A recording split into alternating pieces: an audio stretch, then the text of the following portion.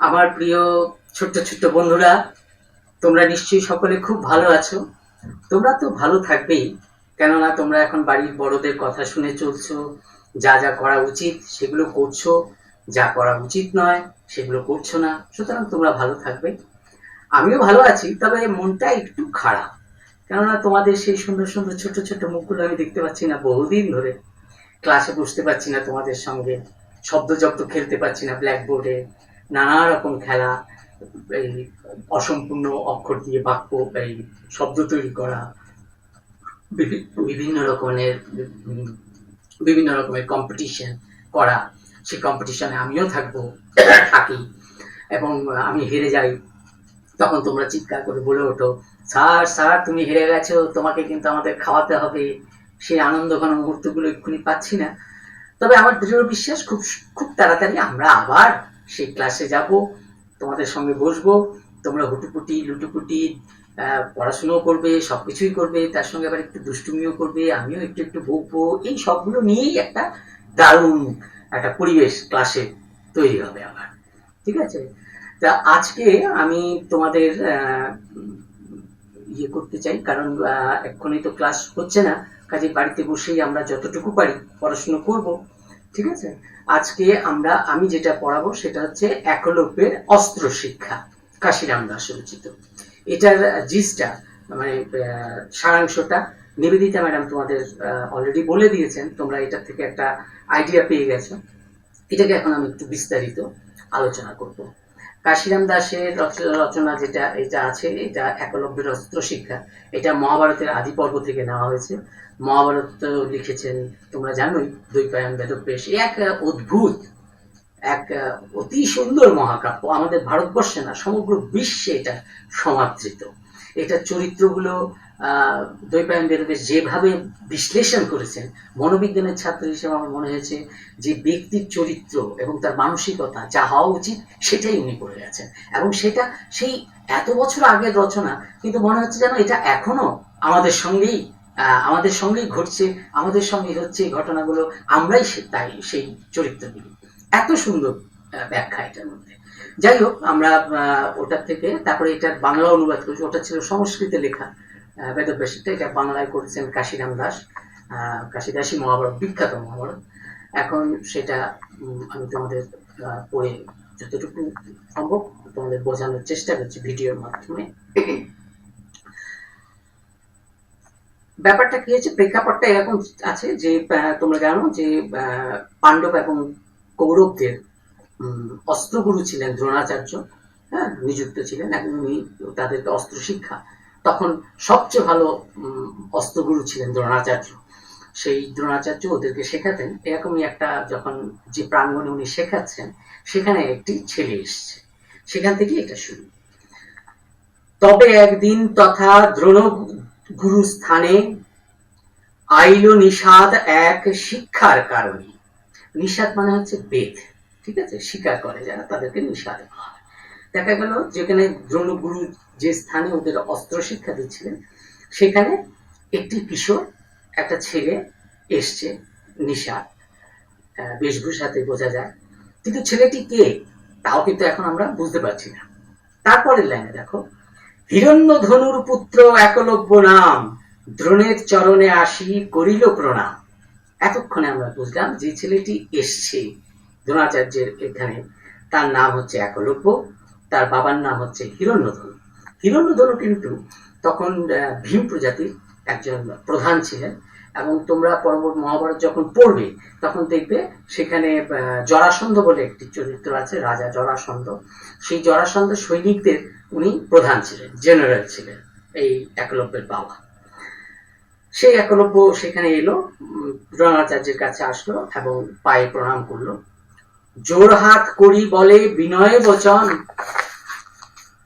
শিক্ষা হেতু আইলাম তোমার সদন। জোড়হাত করে সেই একলব্য বলল যে তোমার কাছে শিক্ষা নেওয়ার জন্য আমি এসেছি। তুমি চারিদিকে এই বিদ্যায় অত্যন্ত শ্রেষ্ঠ গুরু, এটা আমি জানি। এটা জেনে আমি আজকে এসেছি তোমার কাছে, আমিও তোমার ছাত্র হতে চাই, শুধু কৌরব বা পাণ্ডব না, আমিও হতে চাই। দ্রোণ বলিলেন, তুই হোস নিচ জাতি, তোরে শিক্ষা করাইলে হইবে অখ্যাতি। এইখানে কিন্তু দেখো একটু অন্যরকম ব্যাপার এসে গেছে, সেটা হচ্ছে এটা কাস্টিজম, হ্যাঁ, উঁচু নিচু জাতিভেদ প্রথার যে একটা ধারা, সেটা ওই সময় ছিল, এখনো যে একেবারে নেই তা আমরা বলতে পারি না, কিন্তু তখন এটা অত্যন্ত প্রকট ছিল।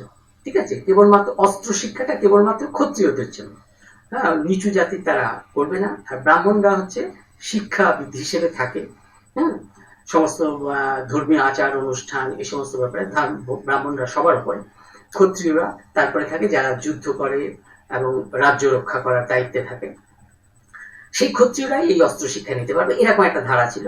দ্রোণাচার্য সেই ধারার বশবর্তী হয়ে তাকে বলল যে তুই তো নিচু জাতি, তুই নিষাদ জাতি, তুই নিচু জাতি, নিচু জাতির তো এরকম কোনো অধিকার নেই অস্ত্র শিক্ষা করা।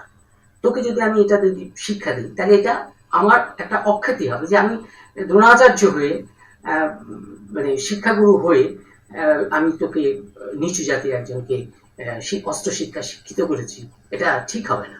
এটা দ্রোণাচার্যের দিক থেকে এটা এসছে। কিন্তু ওই কিশোর বা শিশুর কাছে এই জাতিভেদটা এতটা গুরুত্ব ছিল না, যার জন্য সে অকপট মনে চলে এসছে, এসে সে বলেছে আমাকেও শেখাও। ঠিক আছে, বাচ্চারা যেরকম করে। অনেক বিনয়ে বলে নিষাদ নন্দন, তথাপি তাহারে না করান অধ্যয়ন। অনেক অনুনয় বিনয় করে নিষাদ নন্দন মানে নিষাদের ছেলে, সে একলব্য, সে অনেক অনুনয় বিনয় করলো, অনুরোধ করলো তাকে শেখানোর জন্য, কিন্তু দ্রোণাচার্য কিছুতেই তাকে শেখাতে রাজি হলেন না। দ্রোণাচার্য মুখে বাক্য নিষ্ঠুর শুনিল, দণ্ডবৎ করিয়া অরণ্যে প্রবেশিল।